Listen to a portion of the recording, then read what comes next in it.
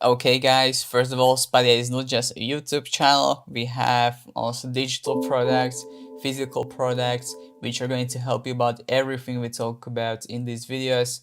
You can find two links in the descriptions below. And now let's get back to the video you came here to actually watch.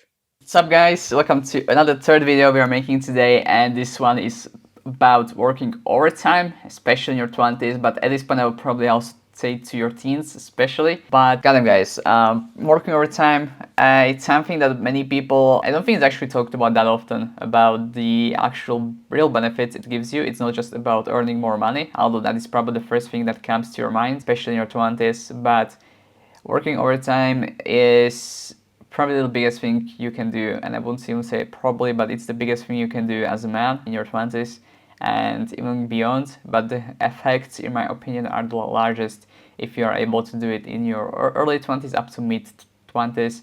And it's not about income at all, in my opinion, because I don't think that income matters as much in those early years. It's about what you learn doing that, and especially when one thing is about learning more about your own job, about being able to also produce for other people, to have instant focus and complete focus on your work, which is absolutely huge, and to be able to learn more about your own work, to basically be able to use that later when you are, for example, aged in your late 20s and in your 30s and so on, because when basically Osman can work for decades, even up to 70s, 80s or 90s as well. There are many men who are still able to do that. And in my opinion, also it helps you to learn a lot about yourself and your own ability to actually work all the time, because I do believe that, especially as men, but I think anyone, but especially as we have a huge advantage to be able to work all the time without feeling burnt out. Of course, there are many things which you need to have in check before you can actually do that. But I do feel like if you can get over the first couple of weeks or months of working a lot of the time, I think you can easily get through it and you can learn a lot.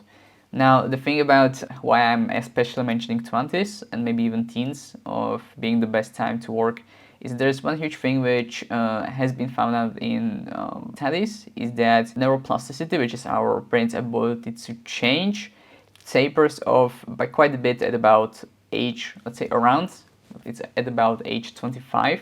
And after that, it's much harder to actually, it's not much harder, but there are some circumstances under which must occur for your brain to be able to change, which basically means that something very surprising or something which spikes your adrenaline has to happen. So it's basically a surprise. It can be negative or positive as well, or when a huge event happens in your life, that will basically will help your brain to change. But before 25, basically each day that you have in your life is pretty much the day where you just go to sleep and you learn so much. And the reason why I'm saying that basically probably early 20s is the best time for that is because you'll understand a lot more about the world, about how it works, and you're able to use that. And if you pair that with working overtime as well, what you're just basically learning is about how to produce more and more, and helps you throughout your life. And it's absolutely a huge thing for you guys. And I think additional point to this is that I think there is a huge fear of missing out in today's era. I think we have it especially because of social media nowadays, where we can see people who have hundreds of thousands of followers. Although I would say that there's many people who have large followings, but I don't think that that is something to actually chase, because I think their lives are, not all of them, but many of them, actually empty. It's all they have, and you don't learn that much from having a huge following. The best thing, in my opinion, what you can do is to actually learn a particular skill to basically run as just being a freelancer, for example, which is huge. And I have huge respect for anyone who tries to basically provide services to anyone. I basically love those people, and also being a business owner is also huge.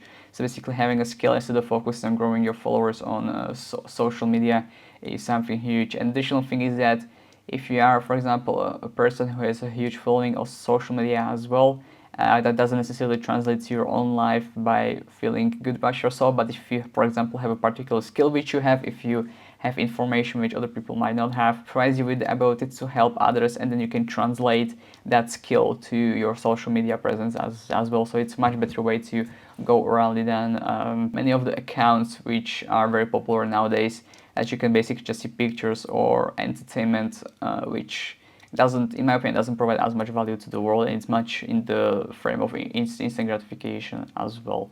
Now, overtime, which is a huge point in my opinion, is that it allows you to also not focus or to not have time to focus on shit activities which you would otherwise probably do. So if you are trying to focus majority of the time on work, that also makes you much more likely to see the benefit of, for example, healthy diet, because in order to have good performance at work, you also need to tick off the other boxes in your life or other areas of your life.